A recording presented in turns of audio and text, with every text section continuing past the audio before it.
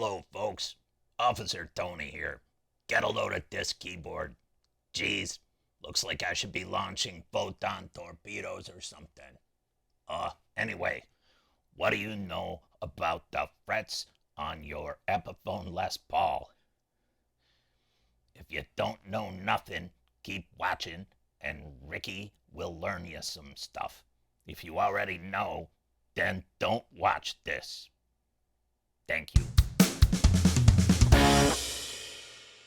Hello, Richard from budgetguitarist.com.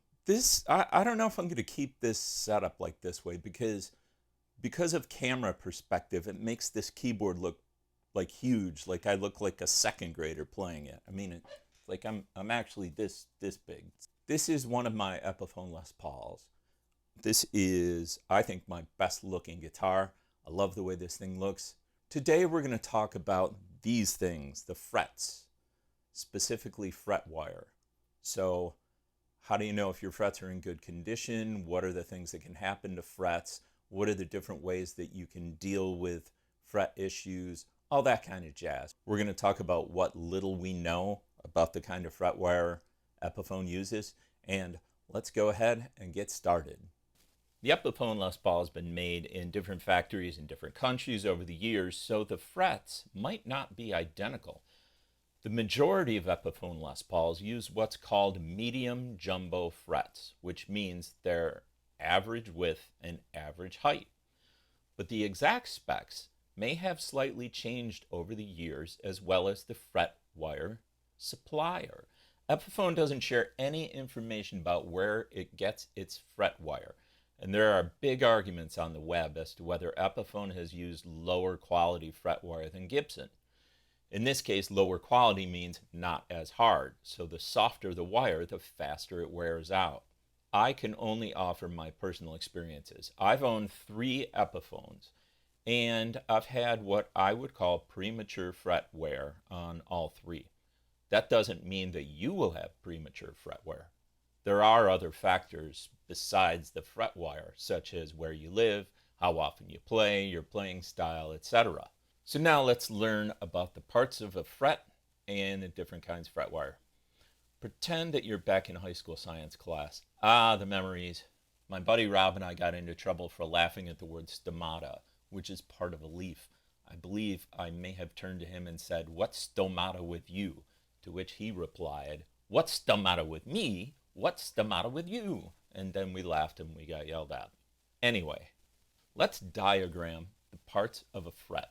The big, almost half-circled part of the fret is called the crown. The skinny part that sticks into the fretboard is the tang. And the little barbs that stick out of the tang are called, well, barbs. The very, very top of the fret, where the string touches, is called the landing zone. The landing zone is different from company to company. It might be a teeny bit wider or narrower. Fret wire is normally measured by using its width and its height. We measure in thousandths of an inch. Here's a big landing zone and a small landing zone represented by the blue line. You can sort of lump frets into 4 categories: vintage, medium jumbo, narrow and tall, and jumbo. As I stated earlier, your Epiphone Les Paul probably has medium jumbo frets.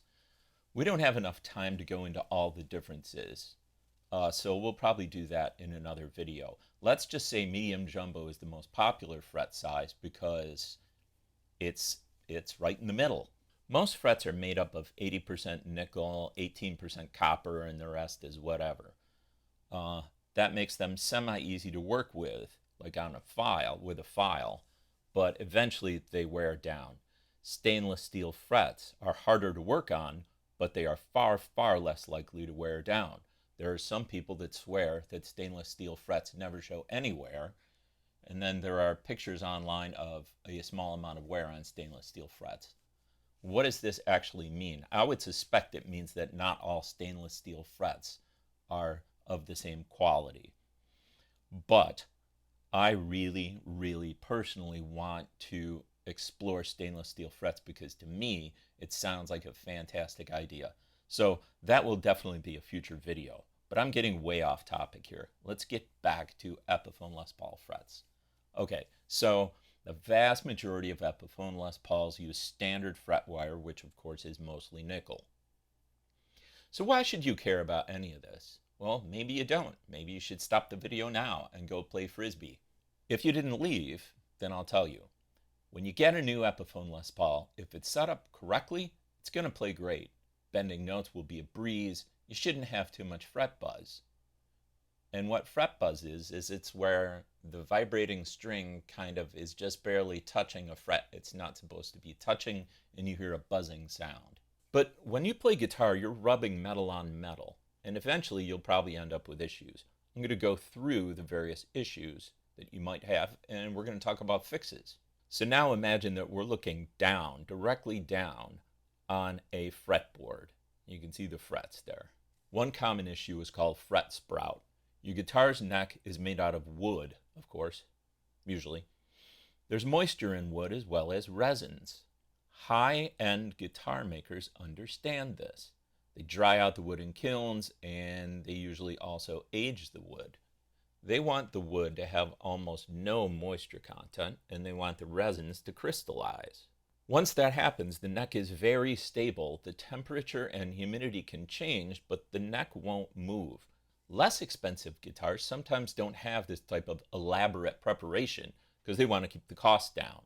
As a result, the guitar's neck might shrink under certain climate conditions. This causes something called fret sprout. That's where the end of the fret is sticking out of the neck beyond the wood. It's because the wood shrinks. This can make a guitar almost unplayable. And fret sprout is very common. I have seen it on like tribute and studio level Gibson Les Pauls, the Les Pauls that don't come with any binding. I've not seen it on PRS guitars. Doesn't mean it never happens. That just means I've never seen it. The way to deal with fret sprouts is to file down the fret ends until they're level with the wood. So there's two ways to do this. You can use a tool that does it all at once, or you can use a fret end file and go fret by fret. A fret end file is safer, but it takes forever. Filing down all the fret ends at once requires skill and some painter's tape. Either way, you may need a fret end file to reshape the crown of the end of the fret. I've got an Amazon affiliated link to the StewMac fret end file, which is basically what all the pros use. It's a little pricey for a small file, but it's not very pricey considering how useful it is. It's the most useful thing you can own. So affiliate links, Amazon affiliate links means that if you use it, then Amazon will send a very small amount of money to me, and that helps support this channel. Next issue is fret scratches. So in time, the top of your frets may get scratched from your playing. Very small scratches, usually, but big enough that your string bends don't feel smooth. So what's the fix for this? Well, here's something you can try. Get some really strong reading glasses or jeweler's appraisal magnifying glasses or some repair glasses. Look at the frets under good lighting. If you see the light scratches, you might be able to polish them out without messing up your action. You would tape off your pickups and the fretboard with painter's tape. Then you would use some superfine steel wool and gently go back and forth from side to side. Never go front to back. Only polish in the same direction that you bend strings. Instead of steel wool, you can use polishing cloths, but it'll go slower. Once the scratches are gone, put a little bit of cymbal cleaner on a lint-free cloth and polish the frets with that. That will remove dirt and gunk and bring your frets up to a high shine. Probably I'll go ahead and make a separate video for how to do that. Okay, next, fret dents. A fret dent is a dent in the fret in one specific spot. It's usually on like the first fret especially, or the lowest frets where the strings basically put a dent in the fret. This is inevitable unless you have stainless steel frets. What would be a fix for that? Well, there are people who suggest trying to fill the dent with something. That's a bad idea. That might That might work for an emergency situation, but that is not a good repair. You got 4 options. You can live with it, you can do a level crown on the neck, you can replace just the fret, or you can refret the guitar. If you're not hearing any string buzz, you should just live with it until it gets worse. If it is buzzing, you can try raising your action. That's free. If that doesn't work, a level crown might be in order, and that is where all the frets are sanded down to the level of the dent, and then the frets are reshaped and crowned and then polished. That's going to run $100 to $200 in most places because it's a lot of work. If it's just one fret, you might consider replacing just that fret. Repair techs don't like to do that usually. They have to match the guitar's fretware as close as they can. Cosmetically, it might be a slightly different color. They will definitely have to file the fret down to the correct height and then recrown the fret. And some might argue that notes played on that fret might even sound a little different than the other frets. That could be true under some circumstances.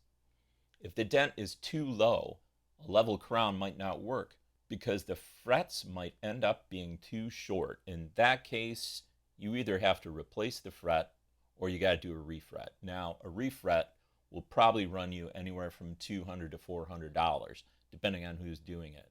It's more complicated than a level crown. When the old frets are removed, the fretboard will be damaged. Usually, a skilled repair person can hide the damage pretty well. But a refret should be done as a last resort. Doing a $400 refret on a $600 guitar might not make sense, but if you love the guitar, it's probably worth it. And finally, the last issue is flat frets. That's sort of like a dent, but it's where a larger area of the fret loses its crown because of your massive string bends you've been doing, right? That's all that playing the blues. So the fret can become flat. This is super common.